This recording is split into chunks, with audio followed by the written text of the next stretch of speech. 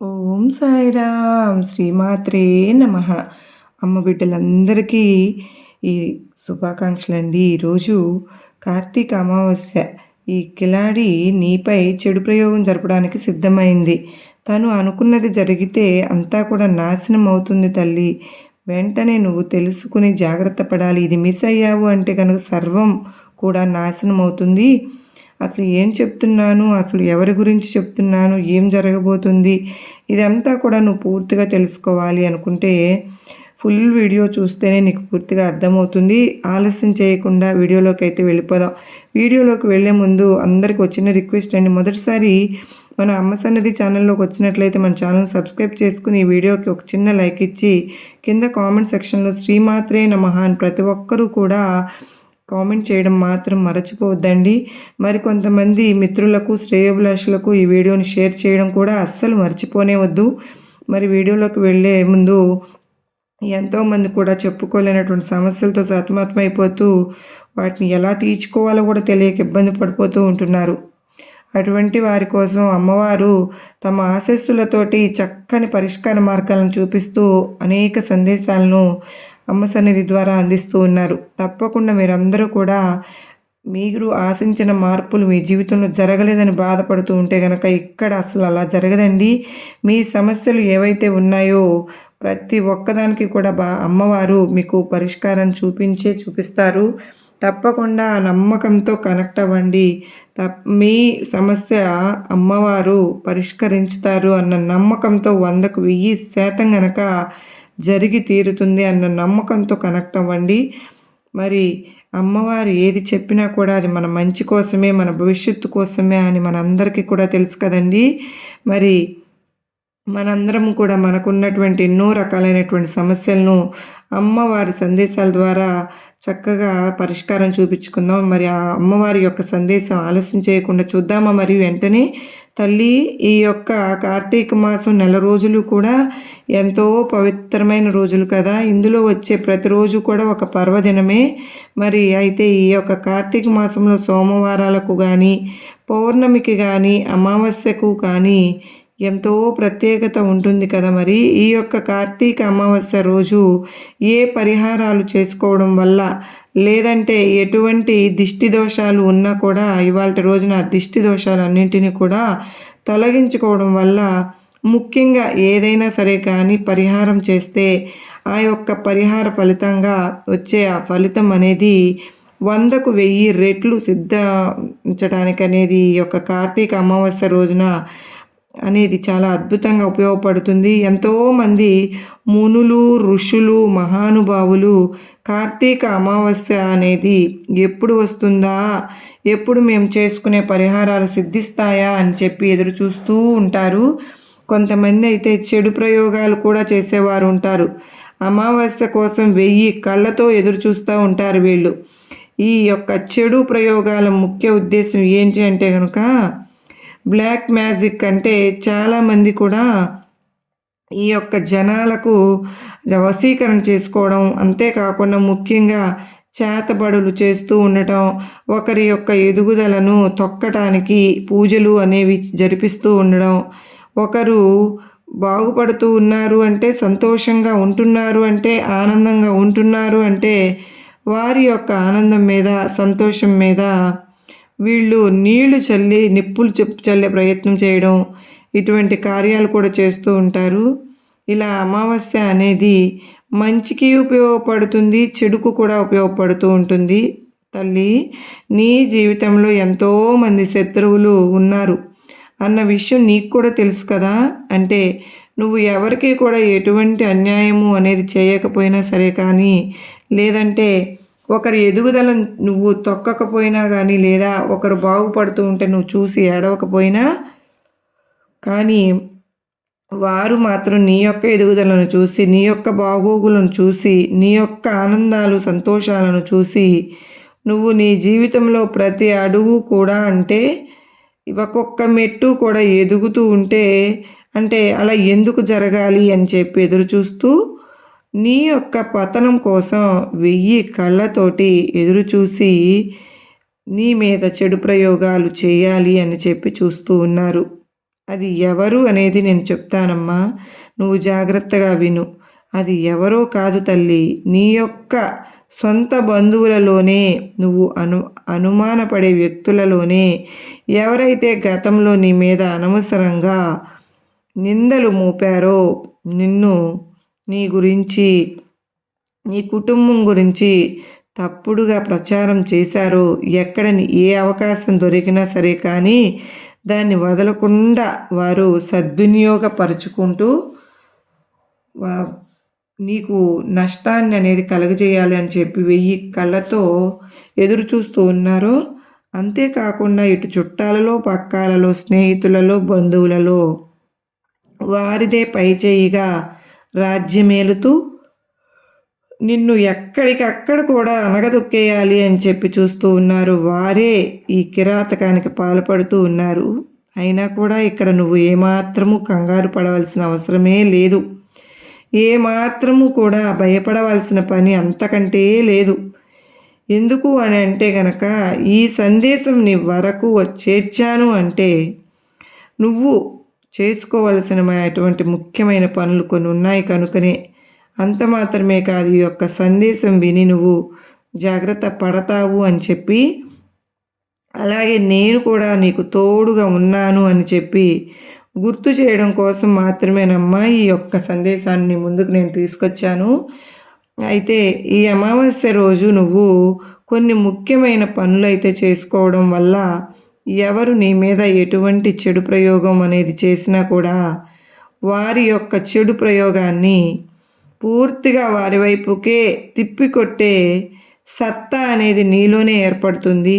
అంత మాత్రమే కాదు తల్లి, నీకున్నటువంటి జాతక దోషాలు కానీ, ఏలినాటి శని కానీ దోషాలు, కర్మదోషాలు, అర్ధాష్టమ శని దోషాలు, ఆర్థిక ఇబ్బందులు, అనారోగ్య సమస్యలు, భార్యాభర్తల మధ్య గొడవలు, తరచుగా ఇంట్లో ప్రశాంతకరమైనటువంటి వాతావరణం అనేది లేకుండా నెగిటివ్ ఎనర్జీ అనేది ఏర్పడుతూ ఉండడం వల్ల ఇలా ఎన్నో రకాలైనటువంటి సమస్యల నుంచి కూడా నువ్వు చాలా తేలికగా బయటపడవచ్చు.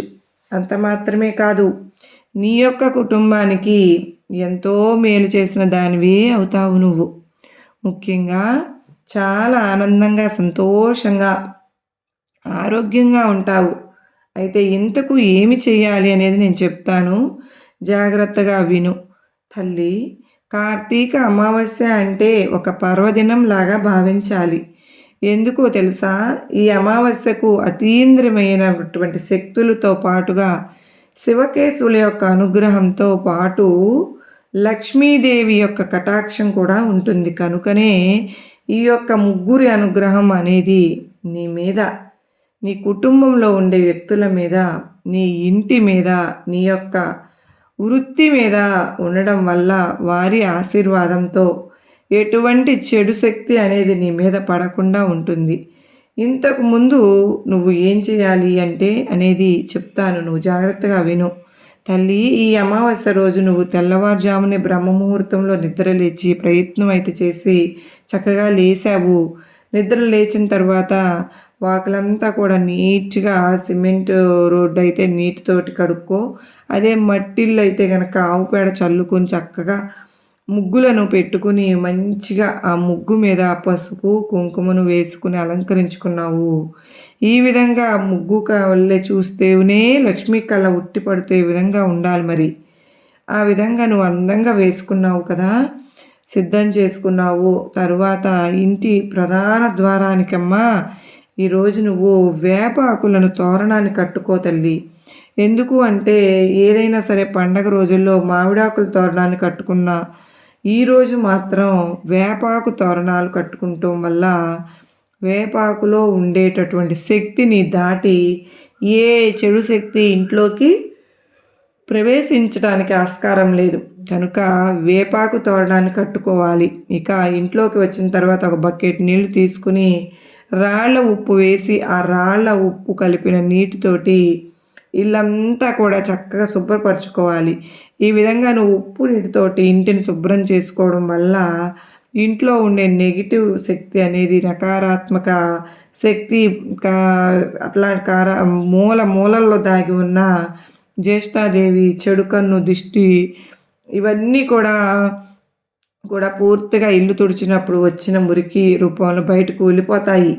ఈ విధంగా పూర్తయిన తర్వాత నువ్వు ఇల్లంతా కూడా పసుపు నీళ్లు కానీ గోపంచకం కానీ చల్లుకోవాలి.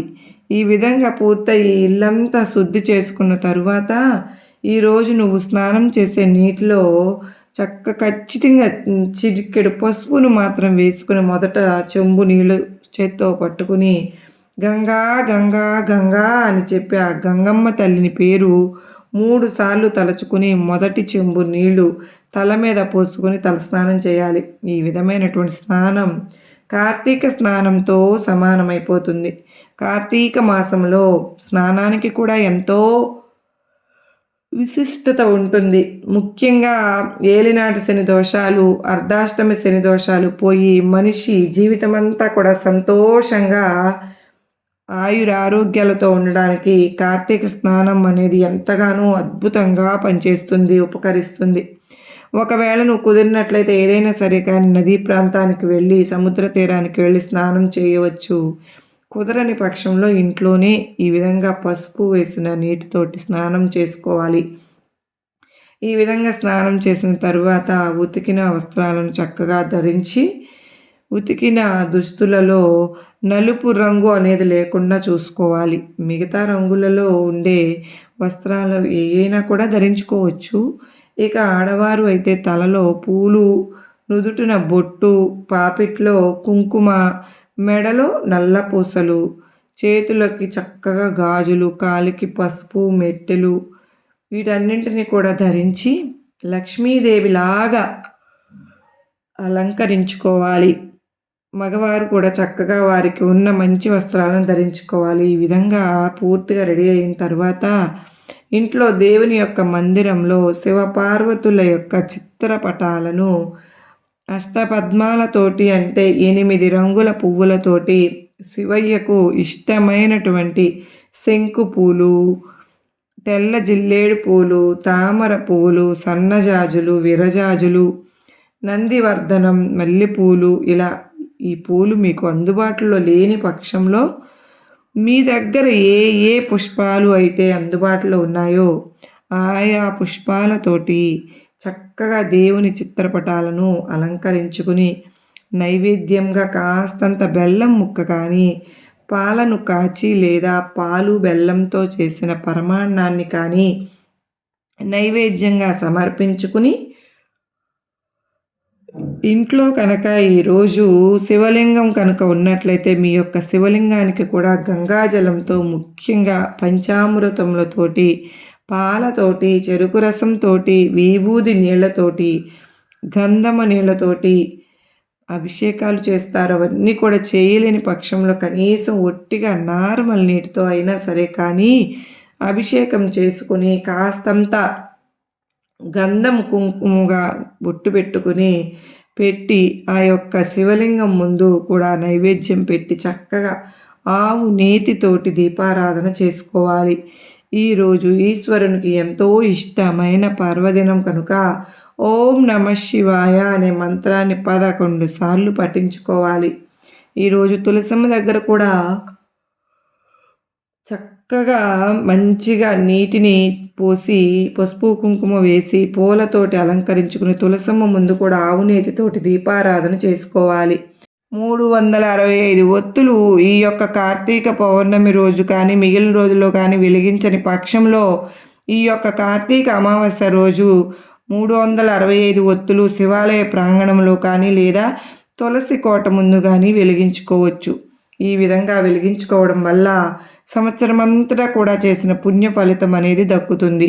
అంత మాత్రమే కాదు, ఈరోజు ఉసిరి చెట్టు కింద దీపారాధన, ముఖ్యంగా వేప చెట్టుని తాకి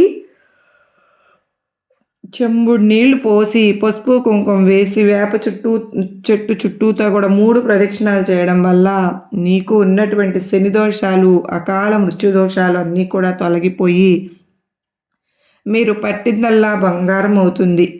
అంత మాత్రమే కాదు, ఈరోజు ప్రత్యేకించి చక్కగా నువ్వు ఏది చేసుకున్నా కూడా అన్నిటా కలిసి వస్తుంది. ఆ లక్ష్మీదేవి కటాక్షం నీకు కలిసి వస్తుందని నేను ప్రత్యేకించి ఈరోజు మీ పైన కానీ మీ ఇంటి పైన కానీ ఆ చెడు ప్రయోగాన్ని చేస్తున్న కిలాడి యొక్క ప్రయోగాన్ని వారికే తిప్పికొట్టే విధంగా సాయంత్రం సంధ్యా సమయంలో నేను చెప్పినట్ల విధంగా చెయ్యమ్మా. ఒక కలబందం మొక్క చిన్నది వేర్లతో సహా పీక్కునిరా. అది ఇంట్లోనైనా సరే పర్లేదు, బయటైనా పర్లేదు. దాన్ని శుభ్రంగా క్లీన్ చేసి పసుపు కుంకుమ రాసి ఒక రాగి పళ్ళాన్ని తీసుకొని ఆ రాగి పళ్ళెం కానీ ఒత్తడి పళ్ళెం కానీ స్టీలు ఇనుము వాడకూడదు. ఈ యొక్క రాగి పళ్ళెంలో ఈ కలబంద మొక్కను పెట్టి ఆ పళ్ళెంలోనే ఒక పక్క కొంచెం పసుపు కుంకుమ నల్ల నువ్వులను వేసి తరువాత అందులోనే ఒక దీపాన్ని వెలిగించుకోవాలి. ఒక ప్రమిదను పెట్టుకుని ఆవ నూనెతో కానీ నువ్వుల నూనెతో కానీ వేసి దీపాన్ని వెలిగించుకోవాలి. అందులోనే కాస్తంత రాళ్ళ ఉప్పును కూడా పెట్టాలి. ఈ విధంగా సంధ్యా సమయంలో స్నానం చేసిన తరువాత ఆ దీపాన్ని కూడా వెలిగించుకుని మీ ఇంట్లో ఉన్న ఎన్ని గదులైతే ఉన్నాయో అన్ని గదుల్లో ప్రతి మూలకు కూడా తిప్పుతూ ఈ యొక్క దీపాన్ని చూపించుకుంటూ మొత్తం పూర్తయిన తర్వాత ఈశాన్యం మూలన ఈ ప్లేట్ను పెట్టేసేయాలి. అలా ఇది రోజు అంటే అమావాస్య రోజు రాత్రంతా కూడా ఉంచాలి. ఈరోజు గురువారంతో పాటు కూడా కలిసి రావడంతో పైగా తెల్లవారితే శుక్రవారం కనుక ఈ ప్లేటును తీయవద్దు. తరువాత రోజు శనివారం రోజు ఈ యొక్క ప్లేటును తీసి అందులో ఉండే కలబందను ఇంకా నల్ల ఆవాలను పసుపు కుంకుమను రాళ్ళ ఉప్పును వీటన్నింటినీ దీపంతో సహా మొత్తాన్ని కలిపి ఏదైనా సరే పారే నీటిలో కానీ లేదంటే కనుక ఎవరు తొక్కని నిర్మాణ మానుష్యమైన ప్రదేశాల్లో కానీ పడవేసి ఆ యొక్క రాగి పళ్ళాన్ని ఇంటికి తెచ్చుకోవాలి. తర్వాత ఆ ఇంటికి తీసుకొచ్చిన తర్వాత కాళ్ళు చేతులు కడుక్కొని ఇంట్లోకి రావాలి.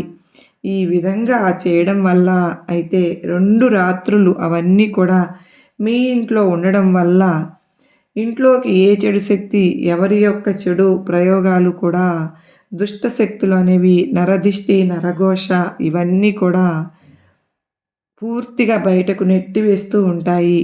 ఇంట్లో ఎప్పటికప్పుడు కూడా పాజిటివ్ వాతావరణాన్ని నింపుతాయి. ఎవరి యొక్క నరఘోష నరదిష్టి అనేది ఇంటికి కలగకుండా ఇల్లంతా కూడా ప్రశాంతంగా ఉండేలాగా చేస్తుంది.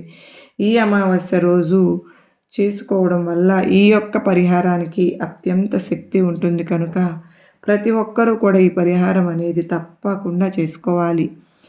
ఎవరి యొక్క చెడు ప్రయోగాలు కూడా పనిచేయకుండా మీరు అనుకున్న పనులు అనుకున్నట్లుగా జరిగి మీరు చేసే ప్రతి పనిలో కూడా అంటే ఇటు వృత్తి అటు ఉద్యోగాల ఎందు కానీ వ్యాపారాల ఎందు కానీ బిజినెస్లు ఎందు కానీ పిల్లల ఆరోగ్యం అందు కానీ మీ ఆరోగ్యం అందు కానీ ఇలా మీ ఇంటి మీద అయినా కానీ ఎవరి యొక్క ఏడుపులు చెడు కన్ను నరదిష్టి ఏవి కూడా మిమ్మల్ని తాకకుండా మీరు పట్టిందల్లా కూడా బంగారం అయిపోతుంది కనుక వెంటనే ఇవాల్టి రోజు సాయంత్రం సంధ్యా సమయంలో 6 గంటల నుండి 11 గంటల లోపు ఎప్పుడైనా సరే కానీ ఈ చిన్న పరిహారం అనేది చేసుకోవచ్చు.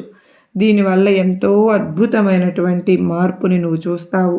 ఈ యొక్క పరిహారానికి ముందు నీ జీవితం ఎలా ఉంది, పరిహారం తరువాత నీ జీవితం ఎలా ఉంది అని చెప్పి చూసి నిజంగా నువ్వు సంబరపడిపోతావు.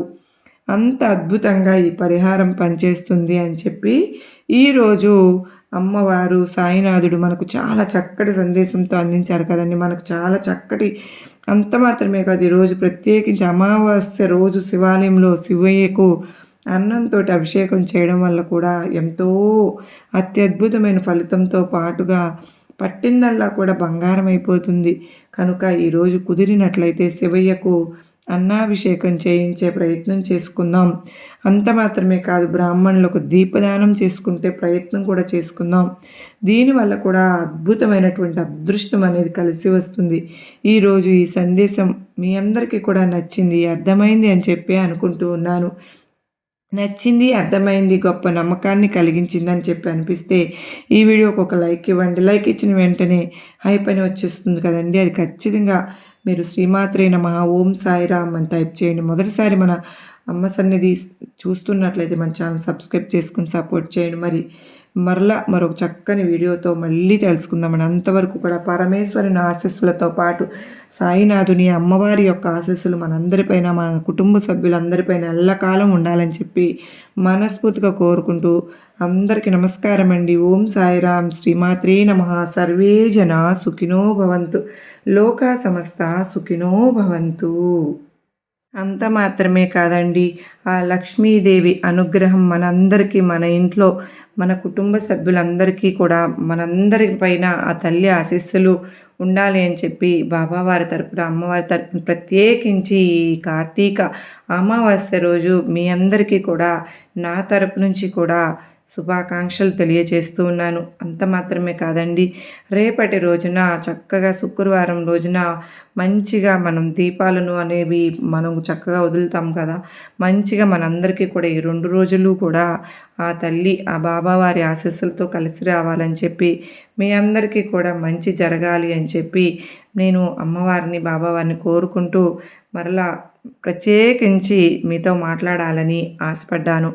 తప్పకుండా మీరందరికీ మంచి జరగాలని ఆశిస్తూ సర్వే జనా సుఖినో భవంతు.